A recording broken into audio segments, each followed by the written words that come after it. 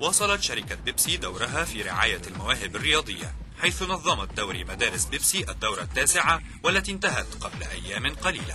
الرياضة في المدارس هي ما ننادي به، والآن تجدون تعاون كامل ما بين وزارة التربية والتعليم والمجلس القومي للرياضة وشركة رائدة من رواد الخدمة المجتمعية شركة بيبسي. من الخمسينيات والستينيات والأربعينيات كانت الأندية الكبيرة زي الأهلي والزمالك والإسماعيلي والمصري والاتحاد كان يختاروا من المدارس، ويمكن كنت بسمع على الراحل العظيم الكابتن صالح سليم كان يقول لك دوري المدارس كان ساعتها أقوى من الدوري الممتاز. وأنا أتمنى وزي ما قلت قبل كده إن هذا يعمم على كل اللعبات وليس كرة القدم اللي سحبت الشعبية الأولى. يا ريت البيبسي والشركات الكبيرة تتبنى هذه الافكار اللي بتفيد البلد. الناس كلها عارفه ان في نجوم كتير قوي طلعت من البطوله ديت وبيلعبوا دوري ممتاز وبيلعبوا منتخب مصر، ويمكن هي ديت يعتبر اهم حاجه، تعتبر زي موضوع كان في زمان كشافين بيطلعوا بيدوروا على اللعيبه ديت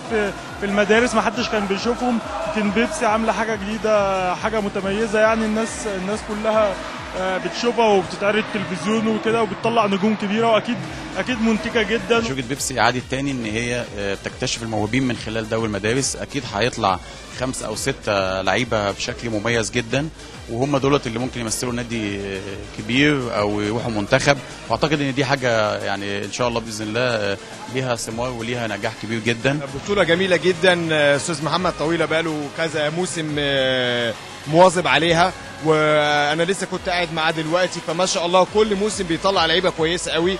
اللعيبه طبعا دي هتبقى على يعني مده طويله، هنشوفه في المنتخبات الاولمبيه والمنتخبات الكبيره.